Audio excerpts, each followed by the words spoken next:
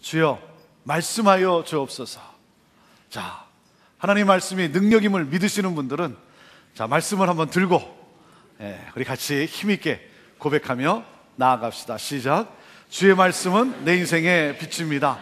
주의 말씀은 내 삶을 변화시킵니다. 주께서 말씀하신 대로 나는 하나님의 사랑받는 자녀입니다. 나는 축복의 통로입니다. 오늘도 주의 말씀에 마음의 문을 엽니다. 말씀하여 주옵소서. 듣고 깨닫고 말씀대로 살겠습니다. 아멘. 아멘. 자, 그 마음을 가지고 우리 오늘 주시는 말씀 에베소서 1장 말씀입니다. 신약성경 에베소서 1장 말씀 310페이지가 되겠습니다. 자, 우리 성경을 가져오신 분들은 함께 펼치시고 또 우리 없으신 분들은 스크린을 통해 우리 함께 같이 보도록 합니다. 에베소서 1장 16절부터 19절 말씀 함께 읽습니다. 시작. 너희를 인하여 감사하기를 마지 아니하고 내가 기도할 때에 너희를 말하노라. 우리 주 예수 그리스도의 하나님 영광의 아버지께서 지혜와 계시의 정신을 너희에게 주사 하나님을 알게 하시고 너희의 마음 눈을 밝히사 그의 부르심의 소망이 무엇이며 성도 안에서 그 기업의 영광의 풍성이 무엇이며 그의 힘의 강력으로 역사하심을 따라 믿는 우리에게 베푸신 능력의 지극히 크심이 어떤 것을 너희로 알게 하시기를 구하노라. 아멘. 제가 중요한 광고를 하나 빠뜨렸어요. 기쁜 소식입니다. 기쁜 소식. 그동안 우리가 길 건너편에 그 주차장과 그 건물을 놓고 기도하고 그리고 진행해 갔는데 6개월이 걸렸습니다. 6개월 기간 동안에 정말 하나님께서 그 하나하나 인도하시는 가운데 엊그제 금요일 날 2시에 모든 사인이 끝나고 하나님께서 저에게 그 모든 것을 허락해 주셨습니다. 우리 하나님께 우리 감사의 박수 한번 올려드립시다. 네. 주차장이 비좁아서 또 그래서 참 어려웠는데 여러분 이제 좀 넓은 주차장이 생겼습니다. 그래서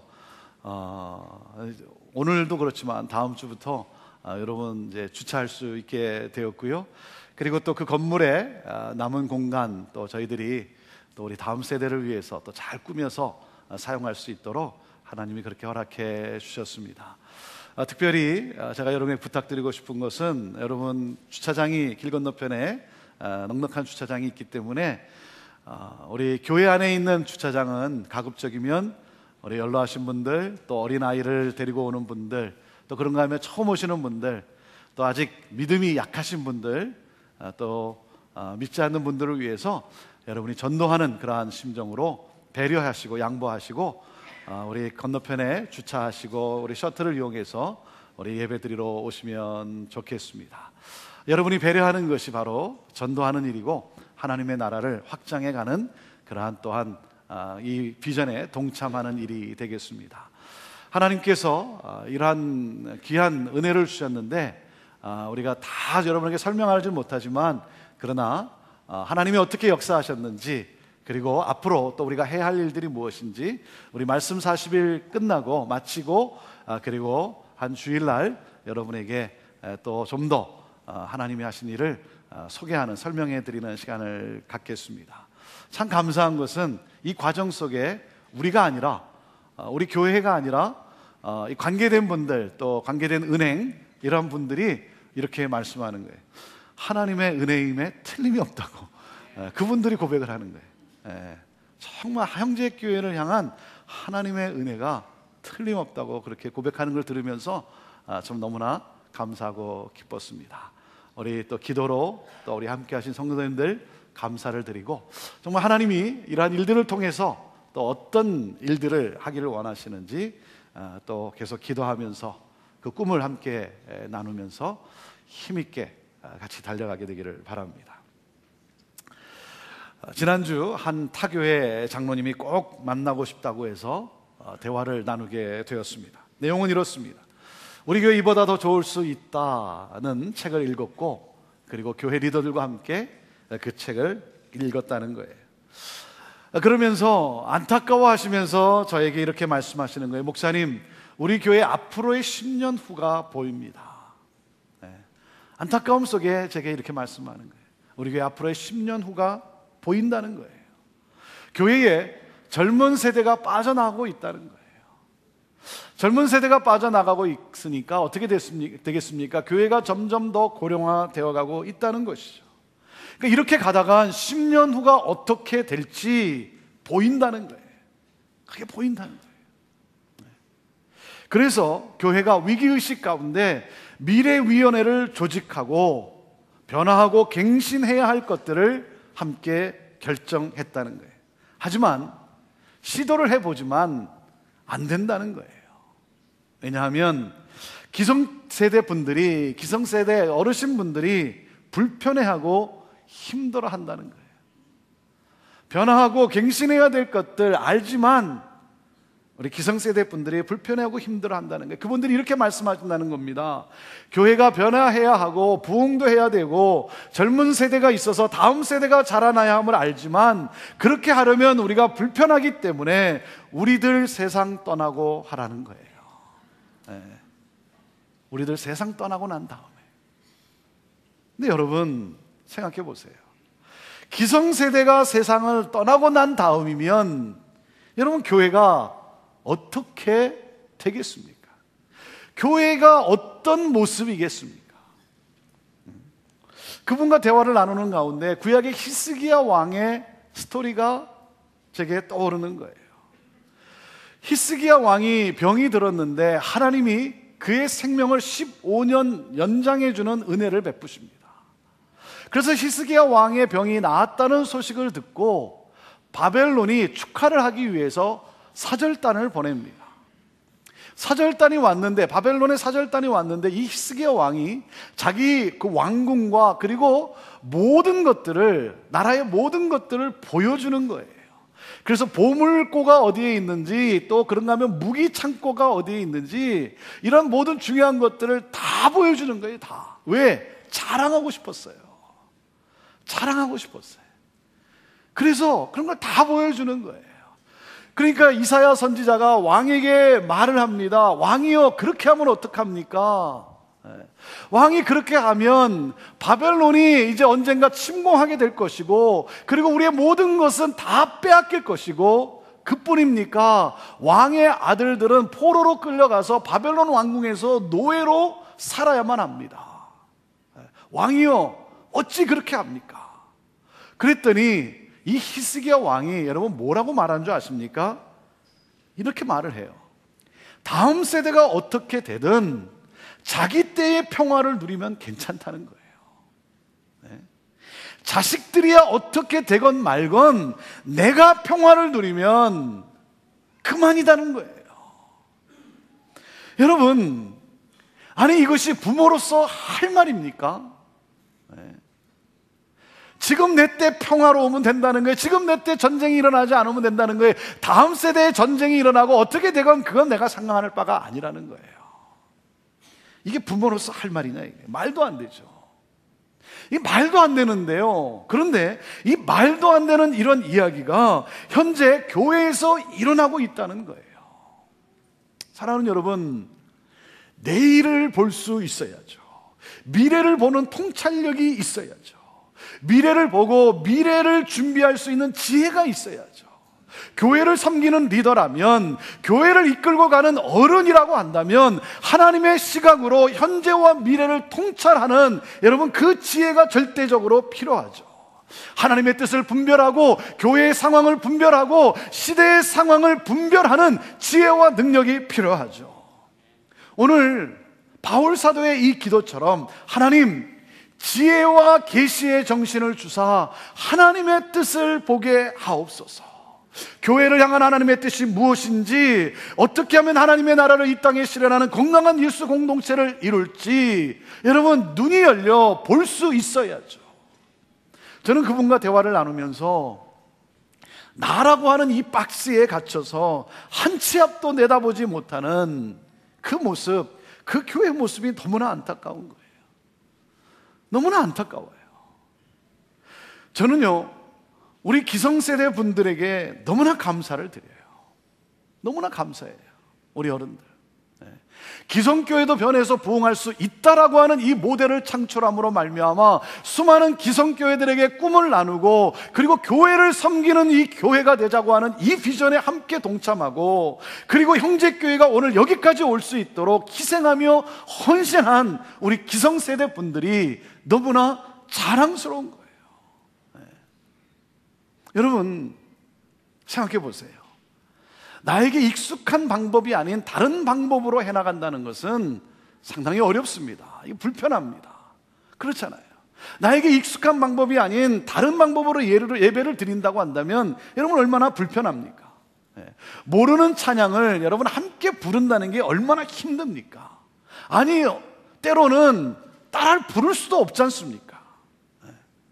여러분, 하지만 기성세대에 맞추어서 기성세대가 아는 찬양만 부르고, 그리고 나에게 편안한 방식만을 고집한다면 여러분, 교회가 어떻게 되겠습니까?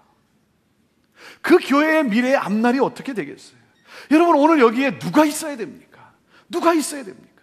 여러분의 믿음의 수고와 여러분의 믿음의 헌신과 여러분의 믿음의 희생으로 말미암아 여러분 내일을 이끌어갈 수 있는, 형제교회의 미래를 짊어지고 나갈 수 있는 젊은 세대가 있어야죠.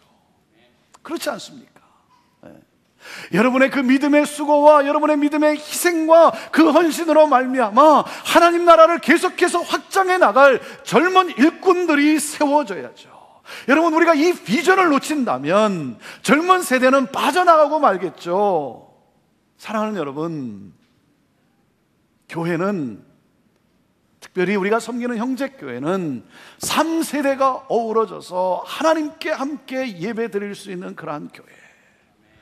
여러분, 이것이 바로 우리의 사명 아닙니까? 나의 자녀들이, 나의 자녀의 자녀들이 함께 하나님을 믿음 가운데 예배할 수 있는 그러한 교회. 여러분, 그런가 하면 우리의 비전이 무엇입니까? 우리 1세대보다 우리 다음 세대가 더욱더 영적으로 부흥함으로 말미암아 이 시대에 놀라운 하나님의 영향력을 펼칠 수 있는 그러한 교회. 여러분, 이것이 우리의 비전 아닙니까? 사람은요, 나이를 먹을수록 본능적으로 변화보다는 안정에 대한 욕구가 강해지게 되어 있어요. 이게 인간의 본능이에요. 그건 어쩔 수 없어요. 변화보다는 안정에 대한 욕구가 강해지게 되어 있어요. 그래서 변화와 부흥을 꿈꾸지만 막상 변화해야 할 때에는 변화를 거부하게 되어 있어요. 변화를 거부해요. 왜? 변화에 대한 고통이 따르기 때문이죠. 그러나 여러분, 변화하지 않아도 고통은 따릅니다. 고통은 따라와요. 어떤 고통인 줄 아십니까? 변화하는 것 때문에 겪어야 할 고통보다 더한 고통을 겪게 되는데 바로 죽음의 고통이 따르는 거예요. 변화를 멈추는 순간 성장과 영적 부흥은 끝나는 겁니다. 여러분, 우리 기억합시다. 변화하지 않으면 죽습니다. 변화하지 않으면 죽어요. 변화는 새로운 성장과 부흥을 위한 고통일 뿐이에요. 새로운 성장과 부흥을 위한 고통일 뿐이에요.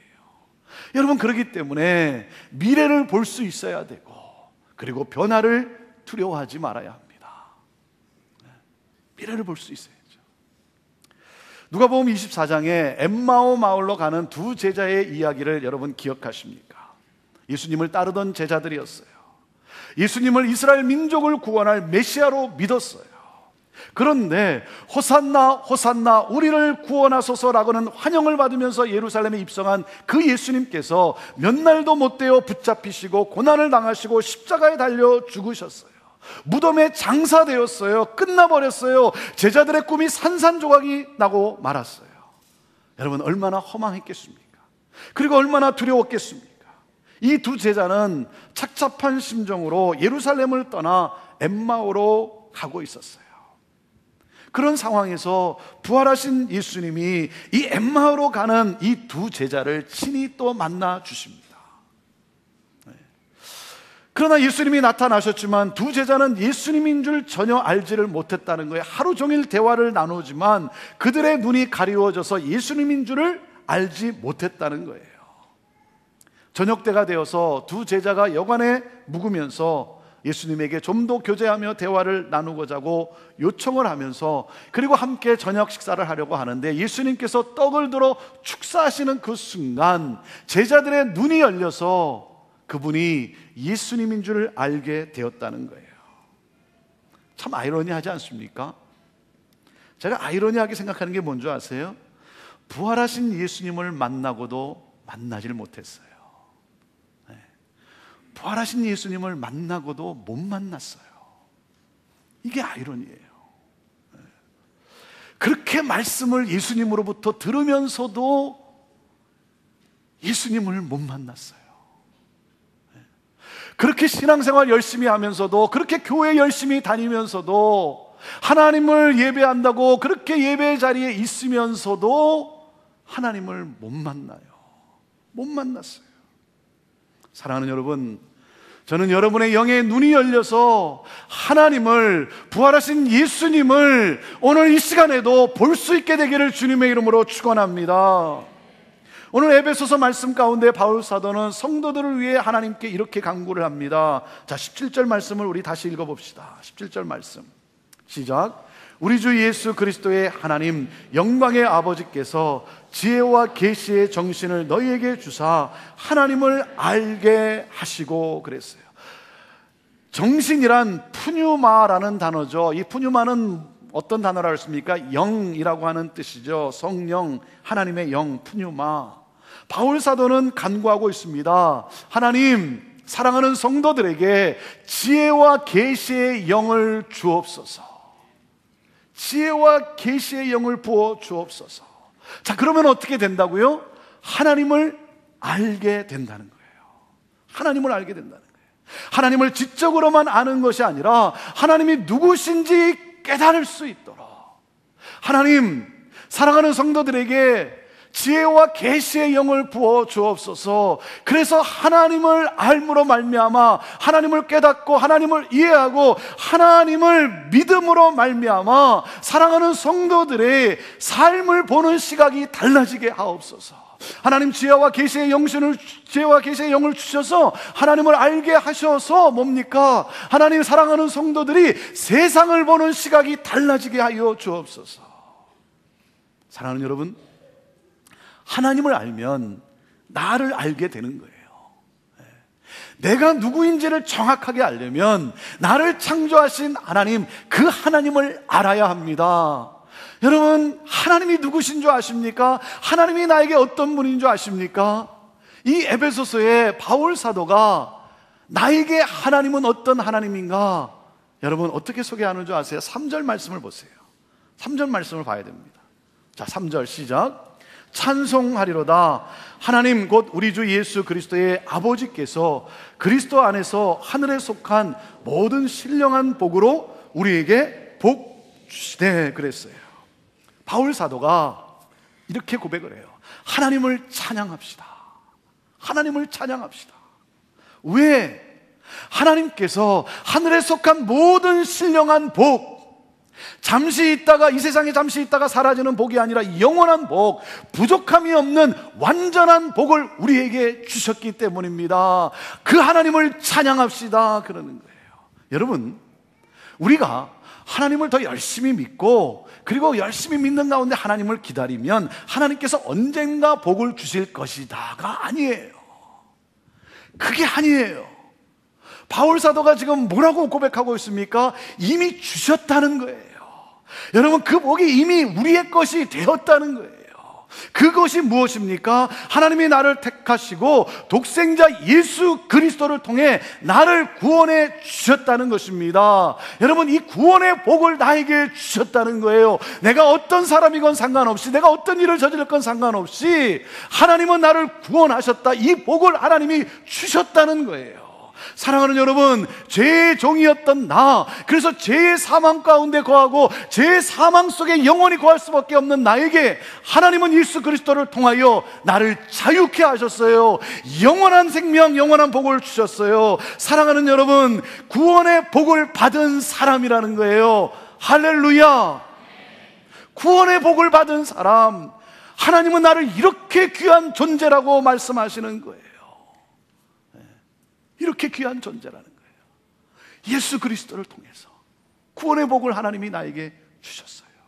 사랑하는 여러분, 이 하나님의 지혜와 계시의 영이 임함으로 말미암아 하나님을 하나님으로 만나게 되기를 주님의 이름으로 축원합니다. 하나님의 지혜와 계시의 영이 여러분에게 임함으로 말미암아 하나님의 시각으로 나를 보고 하나님의 시각으로 이 세상을 보게 되기를 주님의 이름으로 축원합니다. 지혜와 계시의 영을 주사 하나님을 알게 하시고, 그리고 18절에 또 뭐라고 말씀하고 있습니까? 이 지혜와 계시의 영을 주사 뭐라고요? 마음의 눈을 밝혀 주소서. 그런 거예요. 마음의 눈을 밝혀 달라는 거예요. 여러분, 욥의 고백을 기억하십니까? 욥기 42장 5절에 여러분, 욥이 이런 고백을 합니다. 내가 죽게 대하여 귀로 듣기만 하였사더니 이제는 눈으로 주를 배움나이다. 저는 이 욥의 고백이 여러분의 고백이 되기를 주님의 이름으로 축원합니다. 여러분들이 하나님을 머리로만 아는 것이 아니라 눈으로 보게 되기를 바랍니다. 머리로만 믿는 것이 아니라 하나님을 체험하게 되기를 바랍니다. 사랑하는 여러분, 귀로만 듣던 그 하나님을 성령으로 말미암아 마음의 눈이 열려 보게 되기를 바랍니다.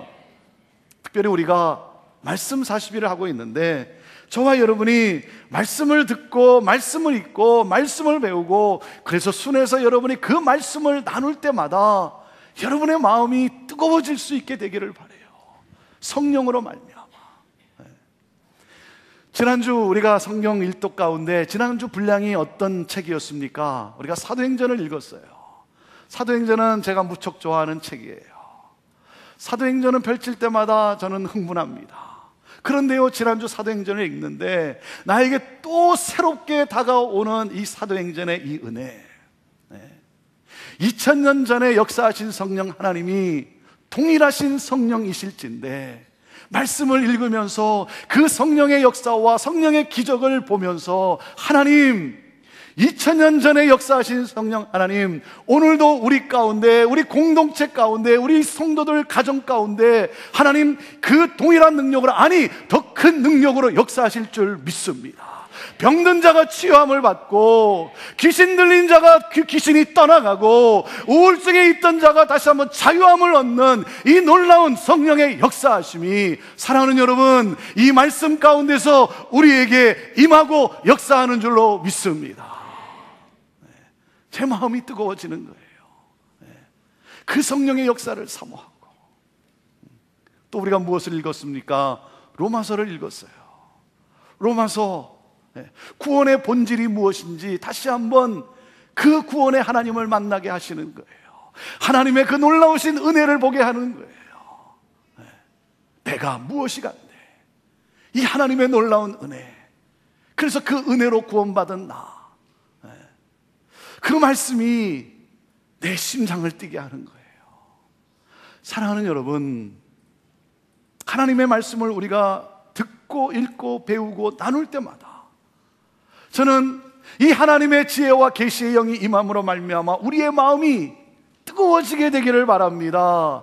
우리의 그 삶 속에, 우리의 모임 속에 하나님께서 지혜와 계시의 영을 부어주셔서 말씀을 깨달아 아는 통찰력이 있게 되기를 바랍니다. 하나님의 지혜와 계시의 영이 임해서 하나님의 시각으로 삶을 보게 되기를 바랍니다. 여러분, 성경을 읽어도 아무것도 깨닫는 것이 없습니까? 무슨 내용인지 이해도 안 되고, 뭐 이렇게 보면 뭐 허무맹랑한 것 같고 재미도 없고, 그래서 잠이 안 올 때 읽는 수면제 같은 책입니까? 여러분, 왜 그렇습니까? 성경 말씀은 하나님의 영으로 기록된 책이에요. 그렇기 때문에 성령이 역사하지 않으면 말씀 속에 하나님을 만나고 하나님의 음성을 듣는 것은 불가능한 거예요. 성령이 임하면 영적 눈이 열리고 영적 귀가 열려서 이전에 보지 못했던 것을 보게 되는 거예요. 이전에 듣지 못했던 것을 듣게 되는 거예요. 이전에는 예수님을 보지 못했는데 그 예수님을 보게 되는 것이고, 이전에는 내가 하나님의 나라를 보지 못했는데 그 하나님의 나라를 보게 되는 것이고, 이전에 보지 못했던 미래가 보이게 되고, 이전에 깨닫지 못했던 것을 깨닫게 되는 지혜가 주어지는 거예요. 그렇기 때문에 성령으로 말미암아 마음의 눈을 열어달라고 하나님께 간구하세요. 시편 119편 18절 말씀을 읽어봅시다. 시작. 내 눈을 열어서 주의 법에 기이한 것을 보게 하소서. 여러분, 성경이 잘못된 것이 아니라 내 눈이 가리워져 있는 거예요. 내 눈이 가리워져서 그 귀한 것들을 보면서도 보지 못하는 거예요. 들어도 듣지 못하고 있는 거예요. 읽고 있는데도 깨닫지를 못하는 거예요. 여러분, 그래서 말씀을 대할 때, 말씀을 읽을 때 여러분 이렇게 기도하세요. 하나님, 눈의 비늘을 벗겨주셔서 하나님을 보게 하소서. 하나님, 말씀을 읽을 때 내 눈을 열어주셔서 하나님의 시각으로 삶을 보게 하여 주옵소서. 여러분, 말씀을 읽을 때 우리가 무엇을 보아야 됩니까? 우리가 무엇을 봐야 됩니까? 오늘 본문 말씀 속에서 우리가 이 세 가지를 봐야 돼요. 이 세 가지를 봐야 돼요. 자, 그 세 가지가 무엇인가? 18절 19절 말씀 함께 같이 읽습니다. 18절 19절 시작. 너의 마음 눈을 밝히사 그의 부르심의 소망이 무엇이며 성도 안에서 그 기업의 영광의 풍성이 무엇이며 그의 힘의 강력으로 역사하심을 따라 믿는 우리에게 베푸신 능력의 지극히 크심이 어떤 것을 너희로 알게 하시기를 구하노라. 그 세 가지가 뭐라고요? 첫 번째, 부르심의 소망이라는 거예요. 부르심의 소망. 두 번째는 기업의 영광의 풍성함이라는 거예요. 기업의 영광의 풍성함. 그리고 세 번째는 능력의 크심이라는 거예요. 하나님의 능력의 크심을. 우리가 하나님의 말씀을 우리가 펼쳐 읽을 때 여러분 그 흐름 속에서 여러분 이 세 가지를 봐야 돼요. 첫 번째, 부르심의 소망이라고 했습니다. 여러분, 말씀 속에서 나를 향한 하나님의 소원이 있음을 보아야 합니다. 너는 이런 인생을 살기 원한다라고 하는 하나님이 주신 사명이 있어요. 나를 향한 하나님의 원대한 비전이 있어요. 사랑하는 여러분, 이 소망이 있음을 보면 우리는 여러분 포기하지 않습니다. 우리는 절대로 절망하지 않습니다. 여러분, 우리에게는 이 부르심의 소망이 있어요. 하나님이 아브라함을 부르시면서 그에게 비전을 줍니다. 너로 말미암아 모든 민족이 복을 얻게 될 것이다. 사랑하는 여러분, 이 비전은 바로 저와 여러분에게 하나님이 주신 비전 아닙니까? 저와 여러분에게도 주신 하나님의 비전이에요. 나로 말미암아 모든 민족이 복을 얻게 된다는 거예요. 그 복이 무엇입니까? 복은 바로 예수 그리스도예요. 예수 그리스도. 나를 통해 예수 그리스도로 말미암아 모든 민족이 주님 앞에 나와 주님을 경배하게 되는 이 놀라운 축복이 있게 된다는 것입니다. 사랑하는 여러분, 힘들고 어려운 가운데 낙심하지 마세요. 포기하지 마세요. 왜? 하나님이 주신 부르심의 소망이 있어요. 하나님이 여러분에게 주신 비전이 있어요. 하나님은 여러분을 창조하실 때 하나님이 계획하신 하나님의 꿈이 있어요. 그리고 하나님은 당신의 꿈을 나를 통해 이루어 가실 거예요. 나를 축복의 통로로 하나님은 사용하셔서 그 기쁨을 누리게 하실 거예요. 여러분, 그렇기 때문에 말씀을 대할 때마다 부르심의 소망을 보아야 돼요. 두 번째, 기업의 영광의 풍성함이에요. 기업의 영광. 여러분, 나는 누굽니까? 나는 누굽니까? 여러분, 내가 얼마나 가치 있는 사람인 줄 여러분 아십니까? 내가 얼마나 가치 있는 사람인지. 자, 로마서 8장 32절, 우리 지난주 우리가 읽었던 말씀 중에 한 절입니다. 함께 같이 읽습니다. 시작. 자기 아들을 아끼지 아니하시고 우리 모든 사람을 위하여 내어주신 이가 어찌 그 아들과 함께 모든 것을 우리에게 은사로 주지 아니하시겠느뇨. 여러분, 나는 누구라고요? 나는요, 예수 그리스도를 기업으로 받은 자라는 거예요. 예수 그리스도를 기업으로 받았다는 것은, 예수 그리스도를 나에게 주셨다는 말은 나는 하나님의 사랑받는 자녀라고 하는 사실이에요. 여러분, 왕의 자녀예요. 왕의 자녀예요. 왕자고 공주라고 하는 사실이에요. 여러분, 독생자 예수 그리스도를 통해서 하나님은 이 기업을 나에게 주셨어요. 하늘의 모든 것을 상속받은 그러한 나예요. 여러분, 왕자고 공주입니다. 여러분, 무엇을 부러워하십니까? 여러분, 이 세상에 무엇을 부러워해서 열등감에 여러분 시달립니까? 여러분, 무엇을 여러분 부러워해서 여러분 아둥바둥 하십니까? 사랑하는 여러분, 하나님의 자녀예요. 하나님의 모든 것을 상속받은 하나님의 자녀라고 하는 사실. 사랑하는 여러분, 말씀을 읽을 때마다, 말씀을 펼칠 때마다 이 하나님의 자녀의 영광의 풍성함을 알게 되기를 바랍니다. 그러므로 내 안에 예수 그리스도의 기쁨이 넘쳐나게 되기를 바랍니다. 말씀을 대할 때 이 기업의 영광의 풍성함을 보아야 돼요. 그리고 세 번째, 능력의 크심이라는 거예요. 하나님의 능력의 크심. 사랑하는 여러분, 힘들고 어려울 때마다 안심하세요. 안심하세요. 담대하십시오. 왜? 나는 비록 약하지만 하나님은 강하십니다. 하나님은 강하십니다. 하나님은 우리의 삶에 당신의 크신 능력으로 역사하십니다. 우리를 강건케 하시고 우리의 필요를 채워주시고 악을 이기고 승리하도록 역사해 주십니다. 로마서 8장 35절에 37절 말씀을 우리 같이 한번 보겠습니다. 시작. 누가 우리를 그리스도의 사랑에서 끊으리요?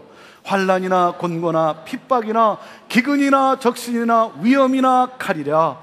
기록된 바 우리가 종일 주를 위하여 죽임을 당게 되며 도살할 양같이 여김을 받았나이다 함과 같으니라. 그러나 뭐라고요? 그러나 이 모든 일에 우리를 사랑하시는 이로 말미암아 우리가 넉넉히 이기느니라. 할렐루야. 하나님은 반드시 승리케 하십니다. 사랑하는 여러분, 하나님의 능력이 내 안에 있어요. 하나님의 능력이 내 안에 있어요. 여러분, 내가 누구입니까? 오늘 우리가 부른 찬양도 무엇입니까? 날 사랑하심, 날 사랑하심. 성경에 써있네. 성경에 써있는 그 하나님의 말씀이, 사랑하는 여러분, 오늘 찬양 가운데 여러분 하나님의 음성으로 내 가슴을 두드리지 않습니까? 사랑하는 여러분, 그 날 사랑하시는 그 하나님의 능력이 내 안에 있어요. 내 안에. 말씀을 대할 때마다 여러분의 영의 눈이 열려서 이 하나님의 능력을 체험하게 되기를 바랍니다. 여러분, 엠마오로 가는 두 제자를 예수님이 친히 만나주세요. 다 포기하고 꿈이 산산조각 나고, 그래서 낙심 가운데, 좌절 가운데 예루살렘을 떠나 자기의 그 현장을 떠나서 엠마오로 낙향하고 있는 그 두 제자를 예수님이 친히 만나주세요. 저는요, 거기서 이 스토리 가운데 나와 함께 하시는 예수님을 보는 거예요. 나와 함께 하시는 예수님. 여러분, 내가 예수님을 보지 못했을 뿐이지, 여러분, 예수님은 나와 함께 하고 계세요. 내가 너무나 힘들기 때문에 사랑하는 사람을 잃고 직업을 잃고 그리고 관계가 힘들어지고 고통 중에 있기 때문에, 그래서 때로는 나와 함께 하시는 예수님이 보이질 않는 것이죠. 왜? 너무나 괴로우니까, 너무나 고통스러우니까, 그 고통이 내 앞을 가로막고 있으니까 여러분, 나와 함께 하시는 예수님이 보이질 않죠. 여러분, 그러나 여러분, 분명한 사실은 무엇입니까? 분명한 사실은 뭐예요? 나는 혼자가 아니라는 거예요. 하나님이 나와 함께하고 계신다는 거예요. 여러분, 어떤 문제가 여러분을 힘들게 하고 있습니까? 여러분, 어떤 문제 때문에 여러분 외롭고 여러분 힘들어합니까? 여러분, 힘든 싸움을 하고 있습니까? 사랑하는 여러분, 힘들지만 어렵지만, 그래서 때로는 예수님이 나와 함께하지 않는 것 같지만, 사랑하는 여러분, 그 엠마오 마을로 터벅터벅 걸어가는 그 두 제자를 친히 만나주시는 예수님이 오늘 나에게 말씀하는 것 아닙니까? 나는 너와 함께하고 있다는 거죠. 여러분, 모래 위의 발자국이라고 하는 풋스텝이라고 하는 여러분 시를 기억하십니까? 그 시인이 꿈을 꾸게 되었어요. 모래 위에 두 사람의 발자국이 나란히 가고 있는 거예요. 그래서 그 시인은 너무나 감사했어요. 내 인생 가운데 주님이 나와 함께 걸어가고 계심을 그가 본 거예요. 환상 가운데 본 거예요. 그래서 주님 너무나 감사합니다. 나와 함께 하시는 주님 감사합니다. 그러면서 이렇게 쭉 보는데 어느 순간부터는 한 사람의 발자국만 있는 거예요. 한 사람의 발자국만. 그래서 가만히 그때를 회상해 보니까 자기가 가장 공고한 때였어요. 자기가 가장 힘들고 고통스러워하던 때였어요.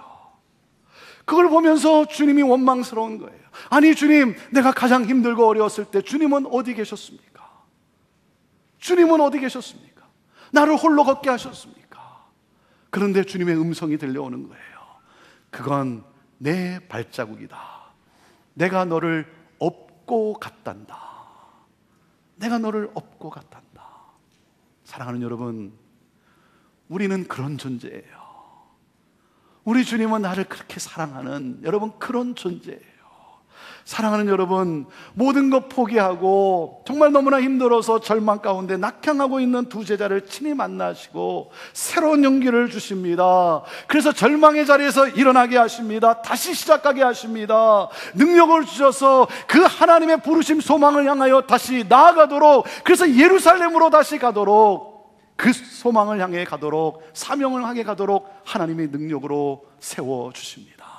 사랑하는 여러분, 너무 힘들어서 눈물 흘리고 계신 분들, 앞이 안 보여서 어쩔 줄 모르고, 그리고 이 고통이 언제까지 가야 되는지 괴로워서 눈물 흘리고 계신 분들, 사랑하는 여러분, 기억하세요. 힘들고 어렵지만 그러나 나 혼자가 아닙니다.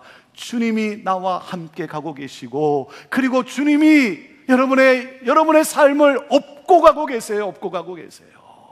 사랑하는 여러분, 내 눈엔 잘 보이지 않지만 이게 언제 끝날지, 이게 어떻게 바뀌어질지, 여기에 무슨 희망이 있고 여기에 무슨 승리가 있을지, 여러분, 인간의 판단으로, 내 생각으로는 보이지 않지만, 그러나 여러분 믿으시기를 바랍니다. 하나님은요, 놀라운 계획을 가지고 계세요. 하나님은 그 사건을 통해, 그 일을 통해 하나님은 놀라운 일을 이루실 거예요.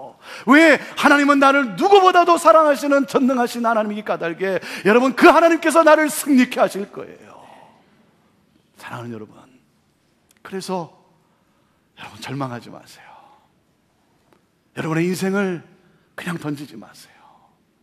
사랑하는 여러분, 오늘도 나와 함께 하시면서, 너는 내 사랑하는 아들이요 딸이라고 말씀하시면서 당신의 크신 능력으로 나를 붙잡아 일으키시면서 그 부르심의 소망을 향하여, 비전을 향하여 걷게 하시는 그 하나님이 함께하고 계십니다.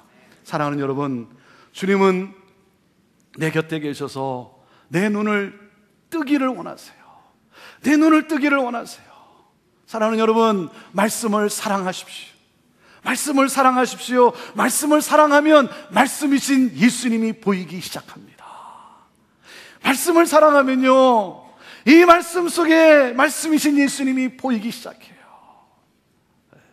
말씀으로 들어가세요. 말씀으로 들어가면 나를 향한 주님의 뜻을 알게 됩니다. 그 부르심의 소망을 내가 보게 됩니다.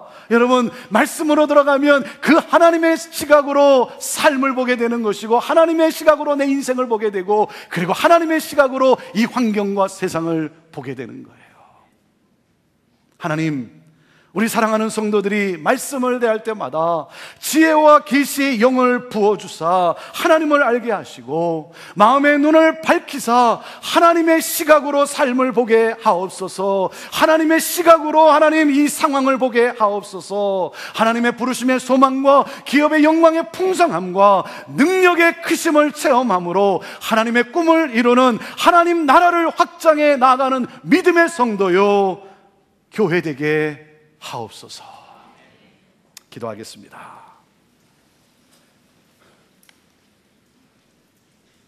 하나님,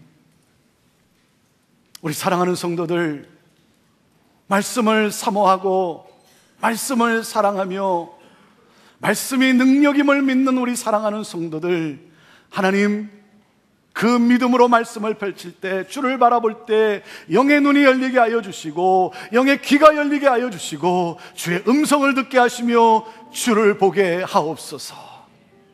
하나님이 나를 얼마나 사랑하시는지 말씀 속에서 그 기업의 영광의 풍성함을 보게 하여 주시고, 오 주의 하나님, 말씀을 펼칠 때마다 하나님의 크신 능력을 보게 하여 주시고, 그러므로 말미암아 나를 향해 부르신 그 소망, 하나님 그 비전을 향해 주님이 주신 능력과 함께 일어나 나가는 우리 성도들 되게 하옵소서.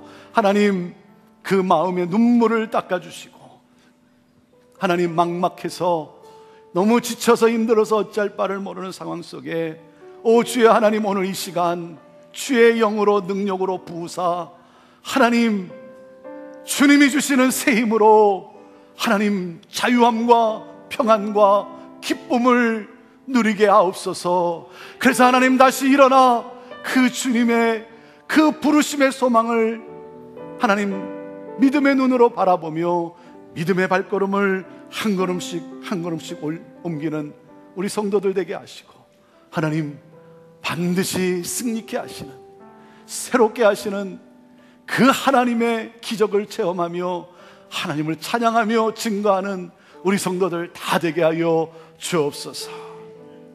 주님 사랑합니다. 주님 사랑합니다. 예수님의 이름으로 기도합니다. 아멘.